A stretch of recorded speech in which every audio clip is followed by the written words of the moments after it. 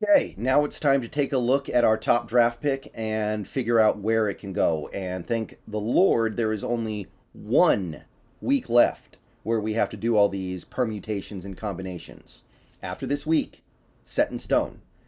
One more set of games, and we will know exactly where our pick is. No more funky math, no more projecting scenarios. It's just the pick is the pick.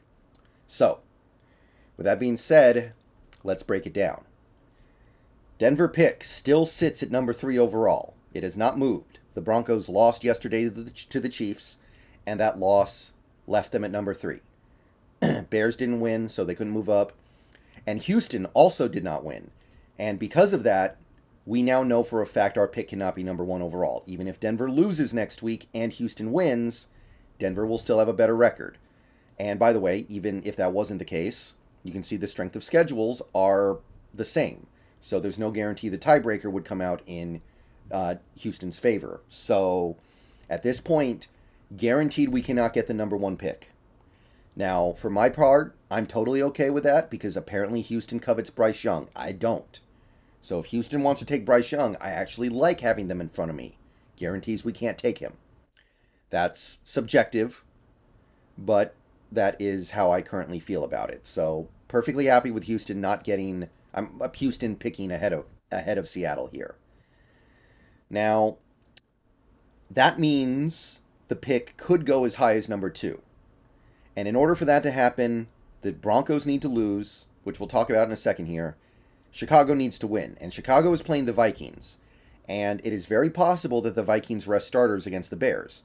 They are currently, if we go over to the playoff scenarios over here on ESPN, they're the 3 seed, and if the Niners win their game against the Cardinals, which is extremely likely, then the Vikings are trapped in the 3 seed, and they may just have to take that. So it's possible the Vikings go, we want the week off instead. So they might rest starters against the Bears, and that gives the Bears a chance to win. So if Denver loses, there's a real opportunity for their pick to bump up. The Bears' strength of schedule advantage is pretty massive. Now let's talk about the possibility of the pick moving down. The pick can only move down if the Broncos win. If the Broncos win, then I can pretty much guarantee their pick is going to fall to at least 4. Because the Cardinals are playing the Niners, and the Niners are not going to lose that game. The Cardinals are going to go to 4-13, 99 times out of 100. And that's going to mean Denver will have a better record and therefore pick behind Arizona. The question is Indianapolis. If Indianapolis beats Houston in the last game of the season, then that pick stays at 4. But if they lose, then yeah, we're at number 5. So we are rooting for the Colts and Cardinals this week, in all likelihood. I'm not counting on the Cardinals at all. I think that's a lost cause. I think that's just a pipe dream. But Colts, Texans, who knows? Who knows? The way Houston played yesterday against Jacksonville, they could lose to anybody.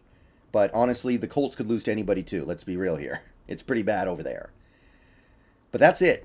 The Denver pick can fall no further than that. The Denver pick can fall no further than number 5. And if I had to guess, I would say if Denver loses, we're probably getting 3. If Denver wins, we're probably getting 4. That would be my guess.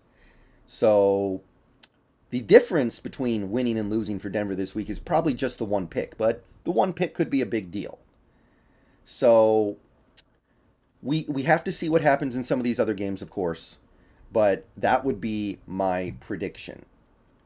If Denver loses, they're going to stay at 3. Good chance they move up to 2, but I'm going to say they stay at 3. I'm going to say the Bears lose. Remember, the Bears kind of need to tank as well to guarantee their top pick. And I'm going to say if the Broncos win, their pick goes down by 1 spot. Arizona picks at 3. Which, I mean, given the fact that Arizona's losing J.J. Watt, Jalen Carter is going to be a top target for them at that spot. You know they're not going to take a quarterback. So that's not great. So basically, we really need the Broncos to lose if we want Jalen Carter. Possibly we might need them to if we want any of the Tier 1 guys. Possibly. It's hard to know right now. Now, because of what happened yesterday, there is a scenario where the Chargers will have something to play for, and there's a scenario where they won't. The Ravens lost last night, and that was actually a very significant loss. The Ravens bumped down one spot in the playoff seeding because of that loss. They are now in the 6th spot. The Chargers are in the 5. The Chargers want to be the 5 because that means they're going to play Jacksonville or Tennessee. Tennessee with Malik Willis, aka a much more comfortable spot than having to go to Cincinnati or Buffalo. So you don't really want to be the 6, you want to be the 5. With that in mind, in order for the Chargers to have something to play for, by something I mean getting to play against the Jaguars, we need the Ravens to win their game. And this is another instance where the NFL can affect this drastically by their scheduling. The Ravens play the Bengals. They really could lose that game, and if they don't have Lamar, I expect them to lose that game. If the Ravens lose, and the Chargers know the Ravens have lost when their game starts, they are locked into the 5 and have nothing to play for. They can't catch the Chiefs, obviously. The Chiefs have already won the division, and the Patriots cannot catch them. The Dolphins can't catch them. The Steelers can't catch them. So if the Ravens lose to the Bengals, and the Chargers know about it before their game kicks off, they have nothing to play for,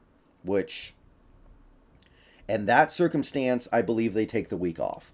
Now, there are going to be some teams out there that go, no, we don't do that. Jacksonville was one of those teams. They had nothing to play for yesterday against the Texans, and they played their starters, including Trevor Lawrence, who was injured all week and was questionable. So some teams are going to go, we're going to play hard anyway. But even if they do that, you have to figure the players' motivations are changed just a little bit. And let's keep in mind, as bad as Denver is, they played hard yesterday. You can see that with Rosberg in and Hackett out, they're at least giving effort. They gave the Chiefs a close call in Arrowhead. If they play like that, they're going to have no problem beating the Chargers' backups. So we're going to have to see what happens with the NFL scheduling tonight. And I will probably make a video whenever the schedule drops to see, are the Chargers going to know what happened to the Ravens before they play? That would create a circumstance where that game would be completely uninteresting. And at that point, I suspect the Chargers would rest starters, dooming us to drop that one pick. And that could be a big deal when the draft comes around. We don't know yet, but you'd certainly rather be picking higher than lower when the draft comes around. All right, that's what I see right now. That's the only thing that I see affecting this pick, really. Obviously, what Chicago does, what Arizona does, what Indy does, those matter. But I really just want to see how this schedule shakes out. How much are these teams going to know? All right.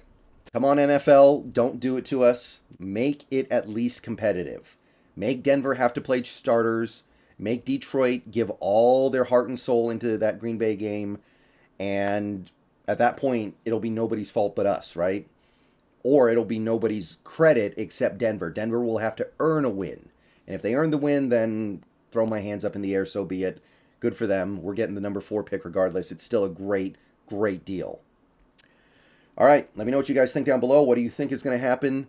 Like I said, there may be a late night video tonight when we get the schedule drop. Maybe, well, not super late. Hopefully it'll be around like 7 o'clock.